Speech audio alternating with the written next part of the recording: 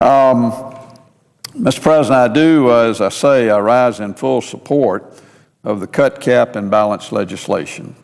I'm proud to be a co-sponsor of this bill. I commend my fellow senators in this chamber who have taken it upon themselves to offer solutions to the large and growing problem of our debt and our deficit. A majority of Republicans here in the Senate, as well as a majority of those in the House, believe that legislation that cuts government spending and places tough enforcement mechanisms on the federal budget is the right way to bring spending under control.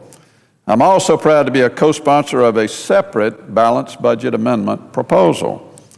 I firmly believe that all of these proposals will structure and control the federal government spending just as Americans have demanded. We are in the middle of a fiscal crisis. Last year, the government spent at a rate of 25% of our gross domestic product and took in revenues of about 14.5% of our gross domestic product.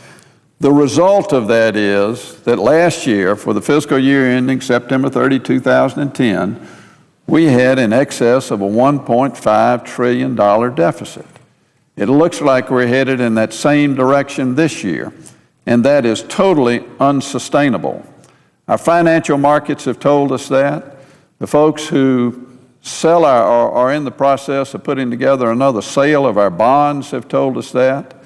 And we know that the people who are looking at buying those bonds are looking very closely at how this body acts over the next several days. Some people have said that the bond market is the most honest financial market out there, as the bond market tends to track truest to the debtor's overall fiscal standing. The bond rating agencies have already told us that we are approaching the edge of what the market will bear. We are close to the brink of our self-imposed debt limit of $14.3 trillion. We must give serious, solemn consideration to any plan that will turn us immediately away from our overspending. We need to be mindful of the consequences of a default. Forcing the administration to make spending decisions is only one problem we face. A default and the subsequent rise in interest rates means we will find ourselves deeper in debt, and rampant inflation will prevent us from achieving fiscal solvency. Current levels of discretionary and mandatory spending cannot be sustained. And Mr. President, I say that with respect to every area of the federal government. We cannot allow any area of the federal government to go untouched, because if we do, then we will allow that area of our government to continue to grow and be out of control.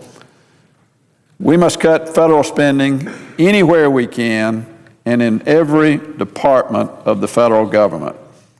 Mr. President, we also have to reform entitlements. We have to look at the issues that are very difficult for a lot of us to deal with, and we have to make some very tough decisions. Too frequently, we engaged in political theater instead of earnest efforts to resolve these long-term budget issues. The American people expect and deserve an honest budget debate and an honest budget process. On Tuesday of this week, the House made a historic vote. Its members decided that Congress can no longer feign interest in securing our financial future. They took the right step of voting to cut spending and place rigid caps on remaining expenditures with tough budget enforcement mechanisms, and I commend them for their efforts. Now is the time to join our colleagues in the House. We must look for new ways of ensuring that Congress cannot break promises.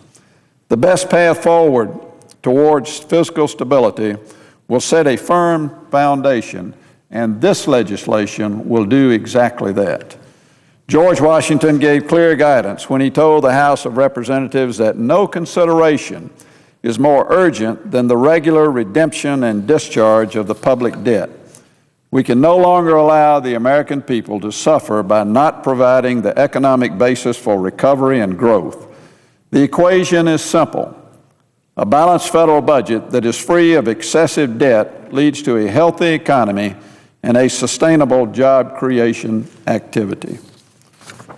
Mr. President, I yield the floor.